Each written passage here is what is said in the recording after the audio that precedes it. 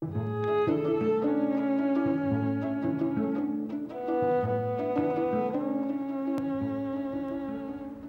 east of Dingle lies the village of Annascaul, which was made famous by the Antarctic explorer Tom Crean, who opened up a pub here, appropriately named the South Pole Inn. Now, just up the road is another man who has put Annascaul on the map, Thomas Ash, and he makes a delicious black pudding, one of the finest in the country, and I'm here to meet him. Hello? Hello? Hope you don't mind I've made my own way in. Clodagh, you're very welcome. Thank you. Annascaul. It's my wife Eileen. Hi. Lovely to meet you. You were just in time for breakfast if you'd like some. I'm starving. I'd love it. Is it Annascaul Black Pudding or Ash's Black Pudding? It's actually Ash's Annascaul Black Pudding. Okay. How did it start? My father's uncle came back from America and he opened a shop up the road there in 1916.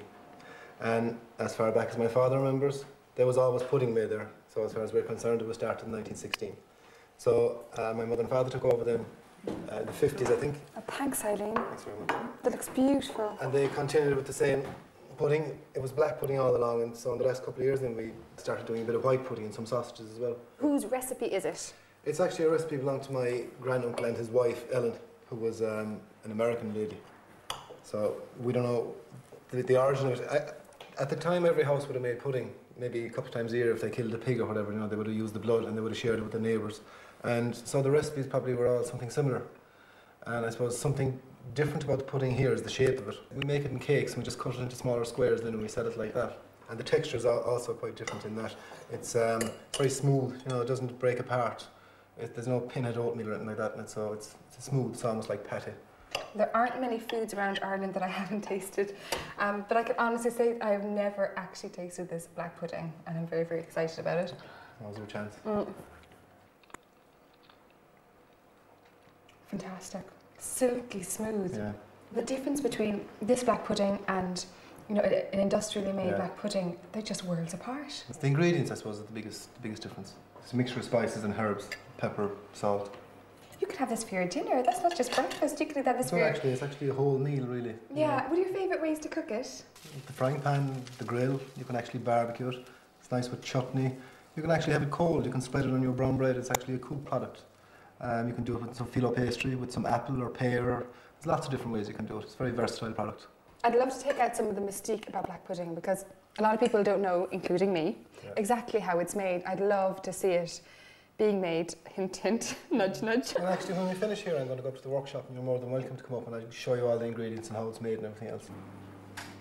This is our main ingredient in the black pudding. It's fresh beef blood that comes from our own abattoir.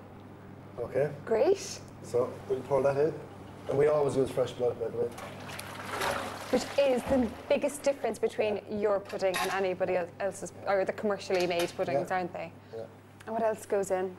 Next, I suppose, onions are the next main ingredient. So these are actually minced onions, okay? They haven't been cooked, they're raw? No, they're raw, and they're more than chopped, they're minced, because we have a really smooth finish to our pudding. And then we have minced lamb suet. It's from our own abattoir again, and would come from the locality, the lands that it comes from. And do you think this is, like, a lot of the flavour comes from this? A lot of it, yeah, and actually if you didn't have that in, the pudding would be quite dry, so it gives it kind of a moistness as well. Okay. Okay, so we'll try that in.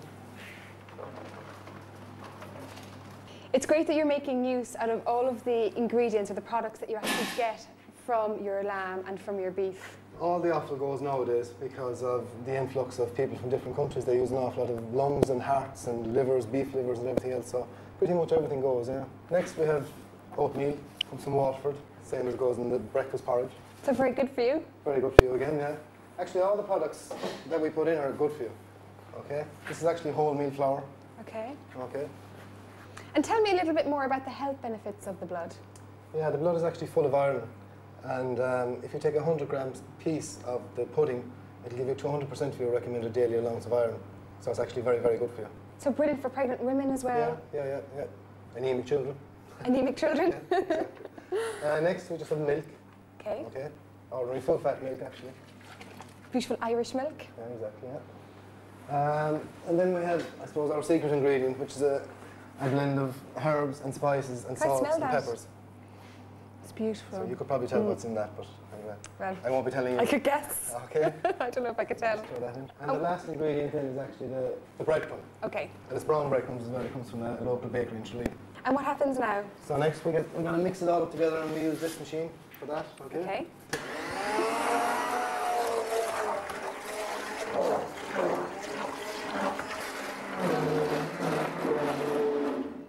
That's basically it. All the ingredients are in, all mixed up, and that's ready to be poured into the trays now, which we cook then for 2.5 hours. So these must be the ingredients for the white pudding? Yeah, yeah. And what's the main difference between this and the black pudding? The biggest difference is there's no blood in the white pudding.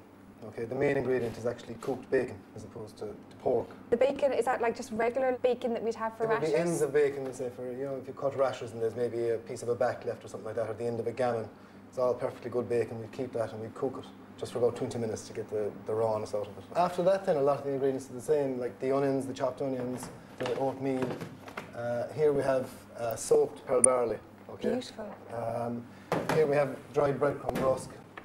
And here then there's another mixture of herbs and spices and salt and pepper on it, which is slightly different from the black pudding.